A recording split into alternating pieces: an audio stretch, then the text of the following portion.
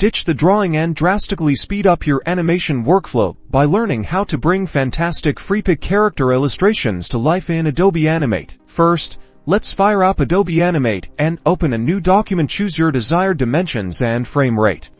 I'm going for Full HD with 24 frames per second. This will be our animations home. Next, head over to Freepik. Find a character illustration on Freepik that you like. Make sure to check and understand the license, especially if you plan to use it commercially. For this tutorial, we will be using the free option. Click download and select the source file, usually an SVG or apps file. Now, back in Adobe Animate, go to File, then Import, and choose Import to Stage. Locate the downloaded file on your computer. Adobe Animate will likely ask you how it should import the SVG. You will have a few options, but stick with the default import settings. Our illustration is now on the stage. Notice that each separate element like the character's head, body, and limbs are grouped together. If you'd like to make the characters move, you may need to ungroup some elements. Double-click the character to go inside it. Then you can select groups of elements and ungroup them. This process allows for more flexible movement control. Place the characters into separate layers in the timeline so that each limb is individually controlled.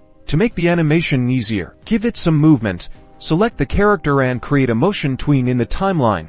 Create keyframes at various points. Change the pose of the character at each keyframe. Play with the character's color or any other element with the frame-by-frame option. And there you have it, a basic but engaging animation featuring a Freepik character. You have successfully incorporated ready-to-use assets and brought them, with a little effort, to motion. You can further refine the animation with frame-to-frame editing, adding more tweens or creating more complex motions. Have fun animating.